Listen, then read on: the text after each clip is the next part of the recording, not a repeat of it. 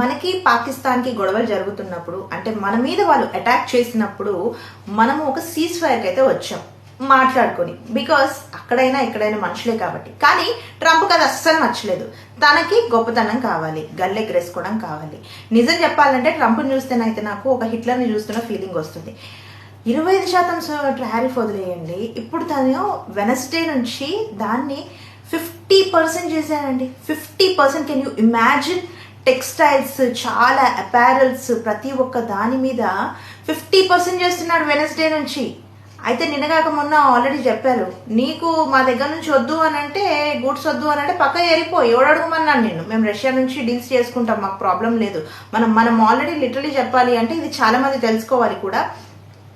Only USA మనకు లేదు export చేయడానికి, ఇంపోర్ట్ చేసుకోవడానికి. మనకి బయట దేశాల నుంచి సత్సంబంధాలు బాగా పెరుగుతాయి కూడా దానివల్ల. ఒక్క దేశంతో ప్రాబ్లం అయితే మాత్రం వేరే దేశాలు మనం పట్టించుకోవాలి కాదు.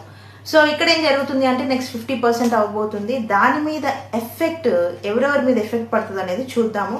అలాగే చాలా వాటి మీద 25% అయితే ఎఫెక్ట్ అవ్వదు, కొన్నిటి మీదనే 50% ఎఫెక్ట్ అవుతుంది.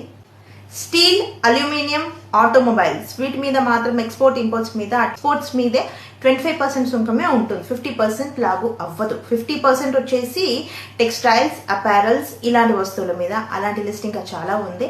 But let's see what happens next. దీని గురించి అయితే మీటింగ్స్ జరుగుతున్నాయి. చాలా వరకు బుజ్జగించడానికి ట్రై చేస్తాం. మనని చంపడానికి వచ్చిన వాళ్ళ మీదనే బుజ్జగించడానికి ట్రై చేస్తాం, వీడిని ట్రై చేయడమ్మా. సో బుజ్జగించడానికి ట్రై చేస్తారు. మీటింగ్స్ అయితే జరుగుతున్నాయి. So let's see what's happens. Russia నుండి అయితే మనం ఆల్రెడీ $7 బిలియన్ వరకు ఆయిల్ ఇంపోర్ట్ చేసుకున్నాము. సో నెక్స్ట్ అది $14 బిలియన్ కి పెడుతుంది. And there is a question mark, ఇంకా రేపు మళ్ళీ ట్రంప్ ఏం చేస్తాడో, 100% సుఖం వేస్తాడేమో మరి.